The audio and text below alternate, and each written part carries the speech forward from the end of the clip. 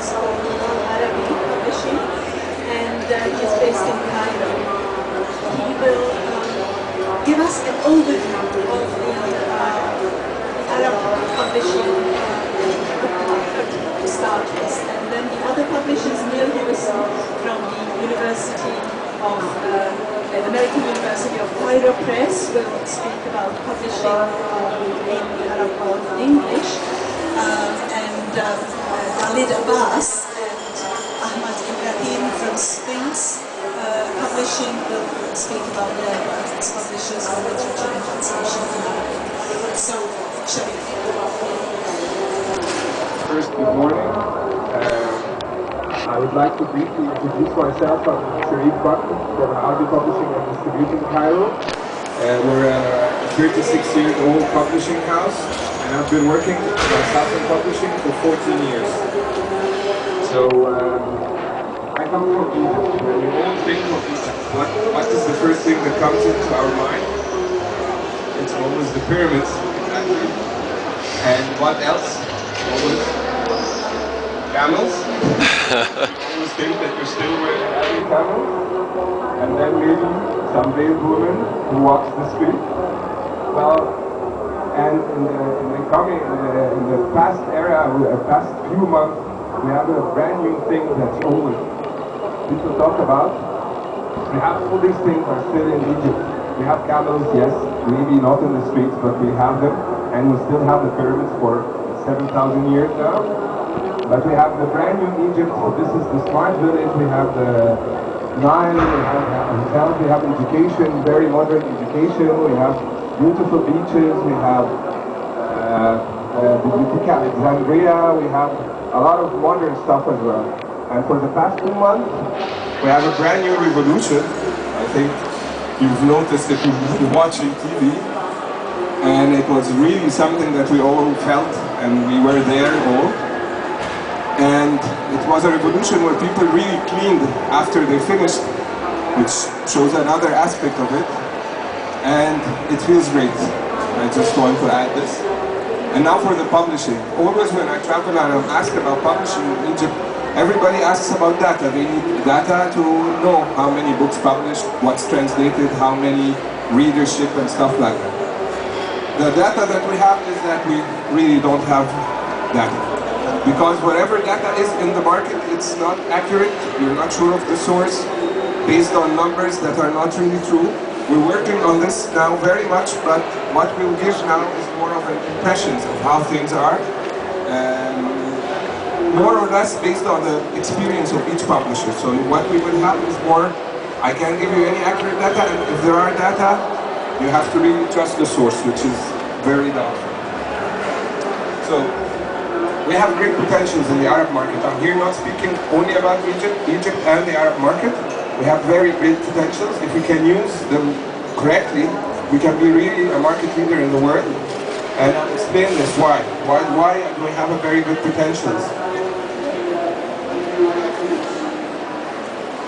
We are 350 million, and this is even, this figure is doubtful, but we are over 300 and less than 400 million Arab-speaking people in the Arab country. That's a huge market. I mean, if 2% are reading, that's a very good percentage coming to this number.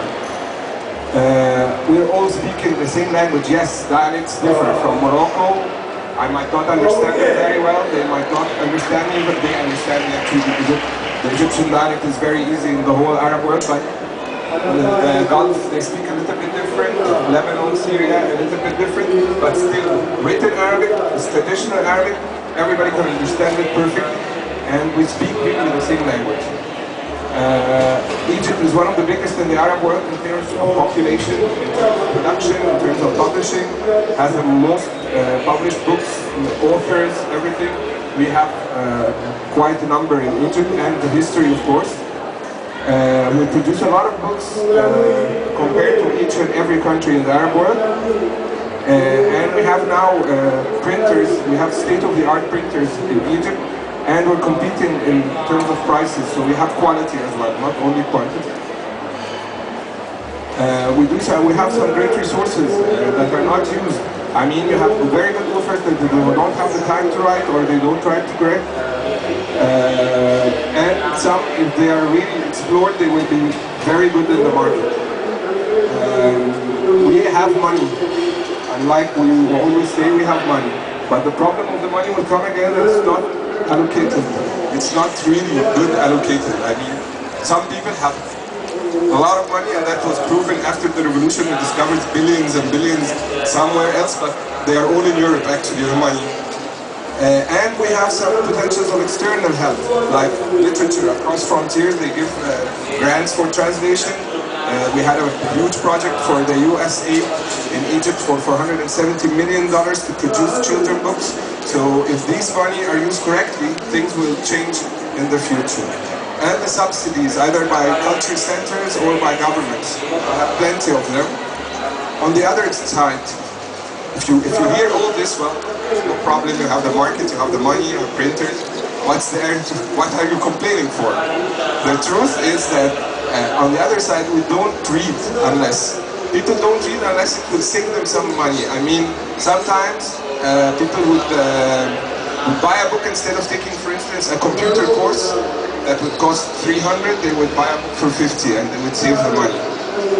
But things are changing, and I'll come to this, but I mean, there is the need for a book. It's not like in Europe, you don't buy it as a gift, you don't want to own the book, you have to have a reason to buy a book. And that makes some problems for us. We don't have the money, we said we have the money, but it's not allocated. People who have money, they don't buy books. If you're going for a birthday, and I have this personally, if I go to a birthday and I take some children's books, which I don't produce, I almost buy them, and go for it with, oh, you're a publisher and getting books, you're being cheap with us. You're taking the easy way. So they'd rather have a toy, a big toy, than to have books that maybe would cost the same. But my experience is 2 weeks later they would call me and thank me for the gift, because it was really different than all the gifts they had on the birthday. So we need to introduce more this culture of buying books, acquiring books, having a shelf full of books that you read, not as a decoration. And we don't have the distribution. Distribution is the biggest problem in the Arab world. Nowadays we have a lot of readership, we have a lot of beautiful books, but you can't find them. I mean, you know an author, you try to find his books, you go for a couple of bookstores and you don't find it, I won't read it. And the distribution not only within the Arab world, I mean there are very nice books in Egypt that have a huge potential in Morocco, but they can't get it unless there is a book fair and we take our books and we go there and we start selling them individually. There is no distribution network, which is very common in Europe, in everywhere, but not in Egypt. We don't have this because there's a lot of mistrust of how collecting the money back needs to have some sort of legal umbrella that you can make sure to get your money back. So distribution is the key problem for the Arab world. So you did everything and you have the book and you can distribute it. That's always terrible. We don't work together as publishers, unfortunately. Everyone works individually. We don't help each other. Each one has to take his books, go to each individual bookstore or publisher that has a bookstore and try to distribute his own books personally. So it really sucks up all the energy in this field. If we work together, things will be easier. And we're trying to do this individually as well. The government doesn't back us. I mean, the Ministry of Culture is responsible for publishing somehow. They work alone, totally separately, and we work alone. There's no bridging between us, or we don't coordinate at all. And that's really making a problem, but we hope that now, after things have changed in Egypt, this will be one of the things that might change as well. It will be great if we do this. We don't have the legal coverage, we don't understand our legal system, or we don't understand how things are. Some publishers do books without contracts. Some publishers translate without taking any rights from the original. They just like the book, they send it to a translator, and that's it. We don't understand how does this affect you. You have to know what's right and what's wrong. How to solve this? I'm just here giving some ideas. I'm trying to be fast because I want to give time for all my colleagues as well. We started in 2008 to train publishers with the help with the Goethe Institute in Cairo. We did over 60-something sessions. on all aspects of publishing, and it worked very fine because it's really created some sort of professionalism in the industry. And this was crowned in 2010 with creating something called the AAPP, Arab Academy for Professional Publishing, which I work with, or I head actually. And we're trying to do this more and more with the help of publishers coming from all over the world to do sort of training to how things are. So we know where we should go, at least which direction we should take. Also, we need to know what's my rights, what can I do, how the law is protecting me in this, how things are supposed to be. So I try to do some. They really have potentials, but they lack one thing. He does great books, but he doesn't know how to do good covers, for instance, or he puts a very high price. We just need to, publishing is a whole process, not just choosing a book or doing a good book. It has to have the professional setup process. And also, we need, as a publisher, this is something we need to work on to cooperate together. Things are changing also after the revolution. We're trying more and more to work with the Publishers Association to have more impact on this, and we're hoping things will soon change. We have to mention the setting our goals and knowing which direction we should go. We need to encourage people to read more. There was a great project by the late Her Excellency, the wife of the president, which is Reading for All. It was a very successful project. 20 years, they did books at a very cheap price. And it really helped a lot of people, but it needs to be implemented in a different way somehow, so it can reach more people, because there were great people, great books that people could not find. So what's the use of printing books that don't sell, or printing less than people need to be adjusted from the printing side? And we need to understand what's marketing and distribution in the Arab world. We need, to sum up, we need to read the books. We need to publishers know what books to publish, how to publish. We need the author and the publisher to work together. We need the publisher with a distribution system, whatever system it is.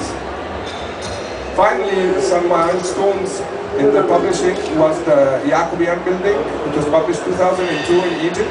It created a whole wave of readership. Things really have changed after that. People started reading, started buying books, starting more and more wanting to know. It was written in a simple way, and it was talking about modern Egypt right now, how things are. People love to read this. So it created really a wave that we are enjoying now.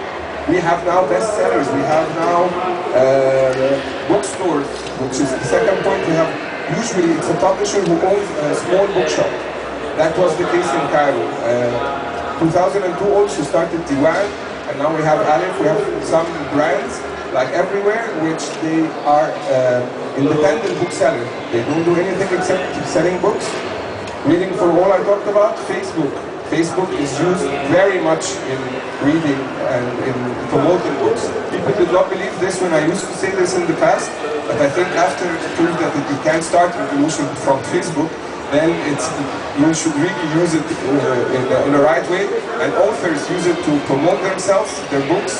Publishers, they say where it is. And we use the social side of the story in order to do business with it. And translation projects, and I think Alexandra here is a very good example of these projects that you can use if you want to bring nice books from abroad. You should use it, and it works very well. And we have international tenders. This is not really important. We have blogger books that was taken from the internet, from blogs. It works everywhere because the language is very easy and it always reaches to everyone. You already know the blogger, you already relate it, so you already have the demand for the book before you create it. And last but not least, I remind you again of the revolution and of the creative side of the Egyptian in the revolution, and how we were a little bit different, I think, than all other revolutions. Thank you very much.